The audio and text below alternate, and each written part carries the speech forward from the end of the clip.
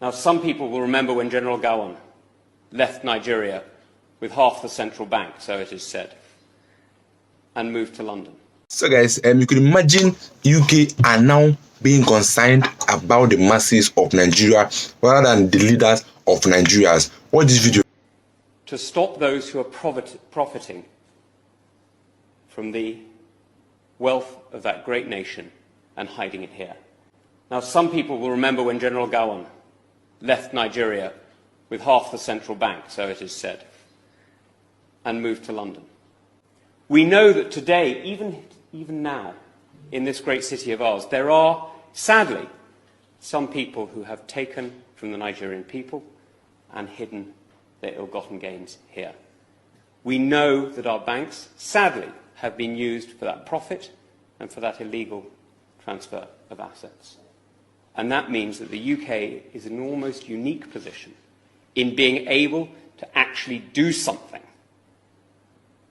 to really exert pressure on those who have robbed the Nigerian people. Now, this puts a particular onus on the Minister, and I know my right honourable friend knows it, that using Magnitsky sanctions today isn't just about protecting Nigeria, although it is. It's not just about respecting Nigerian young people who have been robbed and murdered by these SARS units.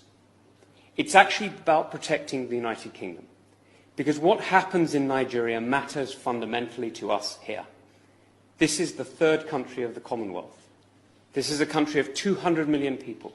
It is going to be the great economic powerhouse of Africa and one of the great economic powerhouses of the world.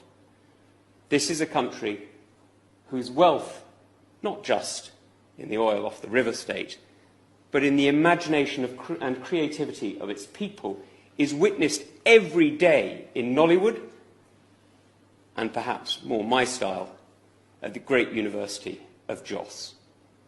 This is a country that gives so much to the world already, despite the fact that it is ill-governed, brutalized and robbed. Just imagine what it could give if the plateau...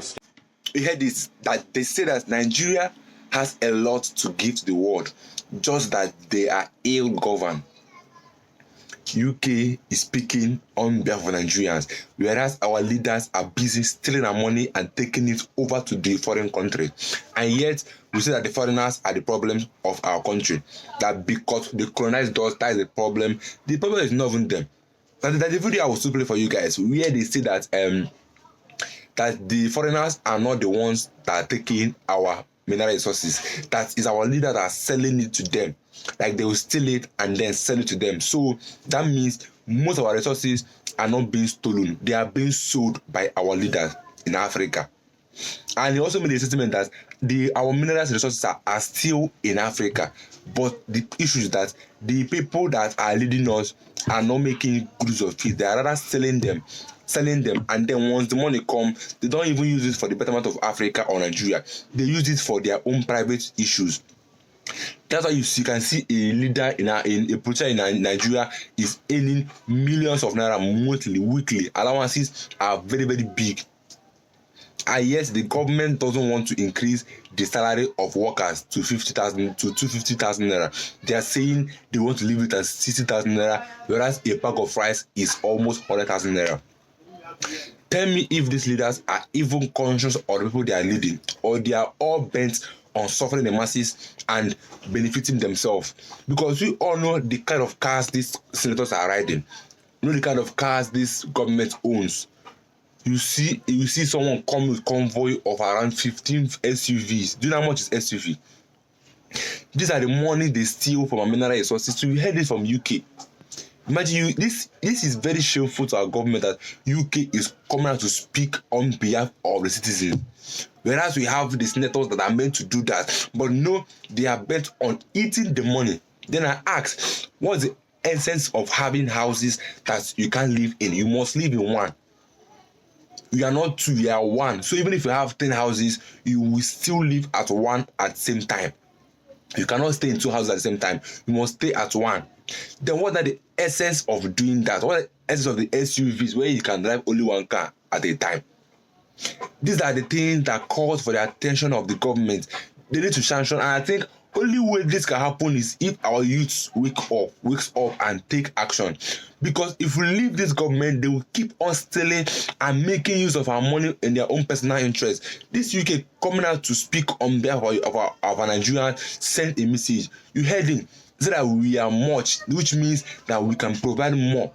And you also heard when he said that Nigerians are capable of providing for the whole world because of the masses that they have. And yet our leaders are not making good use of it. Let me allow you guys to just hear what that man said about our leaders being the main issue of the country and the main issue that we're having in Africa. That the resources are not being stolen, but they're being sold by our government. Just watch that video. If you've been on TikTok for a while, you must have heard about a ton of Africans telling you that Europeans stole Africa's resources. Now, there's a lot to say about that. First and foremost, most of these resources are still in Africa, and they're not being stolen by Europeans. They're actually being sold to Europeans by the African state leadership. Your own elites are robbing you. It's not us doing it, not anymore. The real issue, of course, is why aren't Africans using their own resources to do things? Why does Mr. Beast have to go to Kenya to build water wells? Why didn't the Kenyan government do it themselves? I suppose the Kenyan government could have done it themselves. They just chose not to do it. Nigeria is now a country of almost 220 million people, the largest country in Africa. But they only produce about 10% of the electricity that a small country like Hungary. Hungary only has 10 million people, but they produce 10 times as much electricity as Nigeria does. I mean, I know you want to have your Wakanda, right? But do you expect white people to give it to you? No, you're supposed to build it yourself.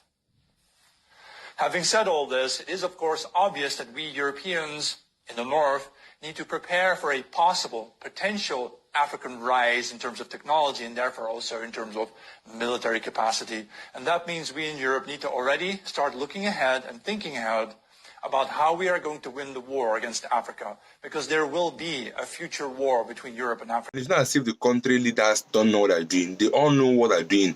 You can't tell that this country is expressing food crisis. A country that has more lands for agriculture, and it's not as if they don't have farmers eager to do it. They have farmers eager to go to farm and sell food. The issue you're having now is the herdsmen, and for over years now, nothing is being done by the herdsmen. Why? Because they are all related, and nothing is being done. You can't tell that this country don't have oil. This country that is best and rich in oil. This country has gold. This country has all the resources that I can't even mention of, yet we are facing some crises that are not meant to be faced.